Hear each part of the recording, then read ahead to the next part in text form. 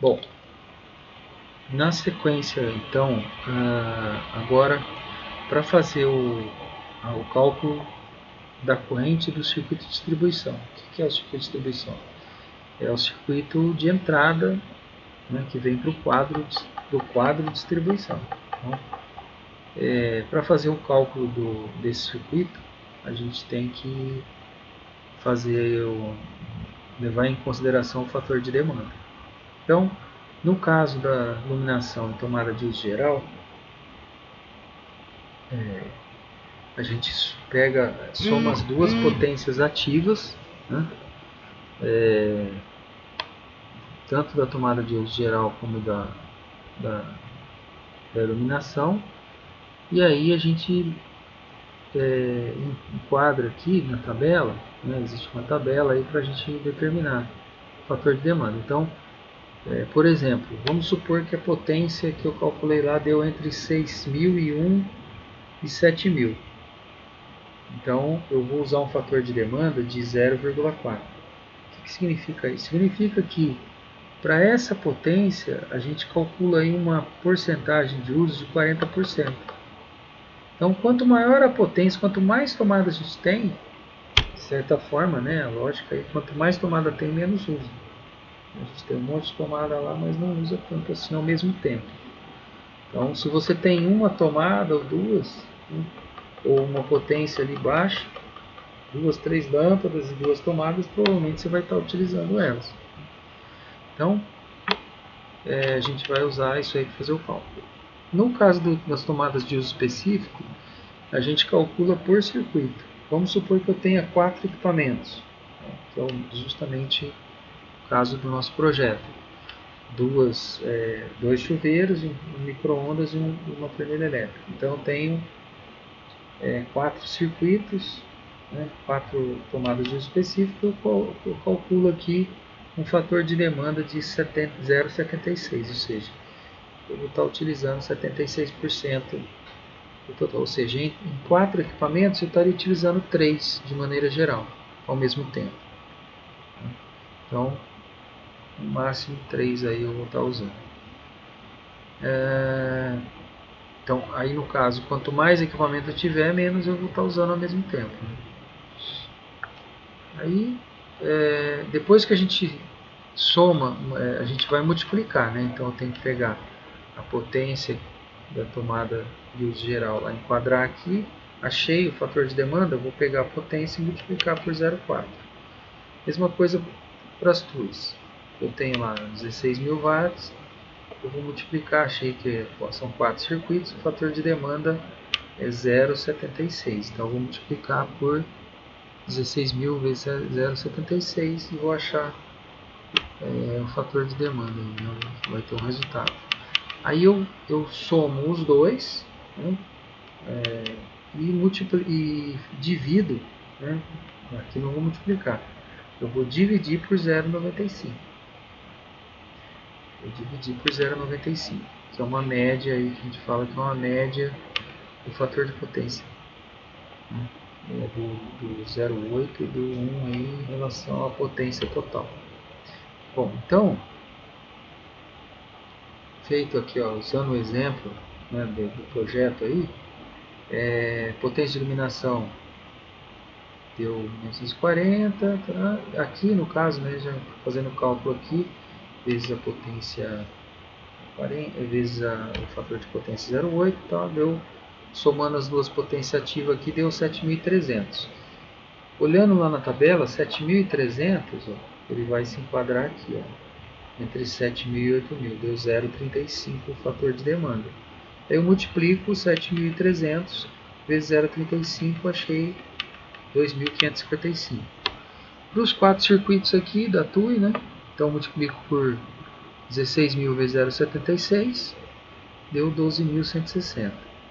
Então eu somo 2.555 mais 12.160, eu vou ter 14.715 watts. Dividido por 0,95, eu vou ter 15.489 watts. Aí essa é a potência do circuito de distribuição. E aí eu vou dividir pela tensão, né, máxima ali, tensão do circuito bifásico é 220 volts, ou seja, eu vou ter uma corrente em torno de 70 amperes, tá? No circuito de distribuição. Bom, para fazer o cálculo, para a gente determinar o disjuntor de cada circuito, aí a gente tem que levar em consideração uma outra situação. Não é simplesmente falar, eu vou pegar a corrente e vou dividir e vou determinar o disjuntor. O circuito deu, olhando a tabela lá, por exemplo, eu tenho uma tabela aqui, essa tabela aqui geral, né? Então, o circuito 1 deu 9,1, então está o disjuntor de 10. Esse circuito aqui deu 5,3, disjuntor de 10 também, tudo disjuntor de 10. Sim, vai ser praticamente isso aí mesmo. Mas no caso aqui dos circuitos desses mais aqui, né, que estão no limite, ou esse tomada de uso específico, nós vamos ver que vai ter uma mudança aí, né? Então não é bem assim, uma coisa direta. A gente tem que levar em consideração o que? Fator de agrupamento agora. Agora entra um outro fator. O fator de demanda, que é para calcular a entrada, né? A potência de corrente, potência corrente de circuito de entrada, de distribuição. E aqui é para determinar o disjuntor, a gente usa o fator de agrupamento, que é o que? Quantos circuitos estão agrupados por eletroduto? Quanto mais circuito tiver agrupado, fica um pouco mais crítico ali a passagem da corrente, né? A determinação ali a proteção que a gente tem que ter no circuito. Então, por exemplo, um circuito aqui que eu tenho menos do que 10 amperes, mas vamos supor, eu tenho 3 circuitos por eletroduto e a corrente é menor que 10, então eu vou usar um condutor de 1,5. Num circuito que a corrente, eu tenho 3 circuitos por eletroduto e a corrente é menor do que 25, né? Está ali entre 20 e 25, eu vou colocar um condutor de 6 milímetros. Se tivesse só 2 circuitos por eletroduto, né, eu teria aqui, né, poderia ter uma corrente, um disjuntor de 30 amperes. Tá? Aqui eu determino a corrente do disjuntor, né, no caso é menor do que 10, e a corrente a bitola do fio de 1,5. Então, disjuntor de 10 amperes, bitola do fio de 1,5. Aqui no caso, um exemplo, né? Então, se a corrente é menor do que 25, né, mas é maior do que 20, eu tenho 3 circuitos por eletroduto, né? Aí eu vou utilizar, então eu tenho que utilizar um disjuntor de 25 e uma bitola de fio de 6. Se a corrente fosse, por exemplo, se eu tivesse somente 2 circuitos agrupados, eu poderia colocar um disjuntor de 30 amperes. Eu poderia trabalhar mais no limite do condutor. Aí, se eu tiver um circuito só, eu poderia trabalhar aqui com um disjuntor de 40 amperes. Então, por quê? Porque vai ter só aquele par de fios, o aquecimento dentro do eletroduto é menor. Então, quando eu tenho uma quantidade maior de circuitos, né, se eu tenho 3 circuitos, eu vou ter pelo menos 2 fios por circuito. Né, porque eu vou ter ali a fase e o neutro ou 2 fases. Né, e às vezes o terra também, mas a gente vai ter o condutor que vai gerar o aquecimento, é a fase e o neutro. Então, a gente vai ter aqui 6 condutores gerando aquecimento dentro do eletroduto. E aí gera um aquecimento maior, então eu tenho que trabalhar com uma limitação de corrente maior, né? Embora o condutor de 6 milímetros ele aguente uma corrente, né, maior do que 40 amperes, porque aqui eu ponho, né, 40 amperes de disjuntor aqui, eu poderia colocar se eu tivesse apenas um circuito. Então, percebe que a corrente no disjuntor, né, para determinar o disjuntor e o condutor, não é simplesmente só pegar a corrente. A gente leva em consideração também o fator de agrupamento. Então, após a identificação do valor da corrente dos disjuntores, da seção dos condutores, devemos adequar a seção dos condutores de acordo com a norma.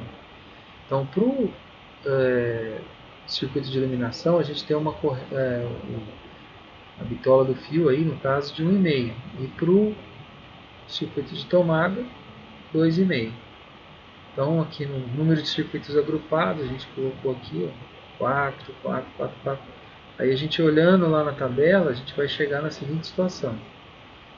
As correntes dos disjuntores, né, e as bitolas dos fios. Aqui, né, não tem erro. Agora aqui, o que acontece? A gente chegou nessas bitolas aqui, né, ó. Se a gente calcular aqui, para 10 amperes, eu posso ter 1,5 de bitola.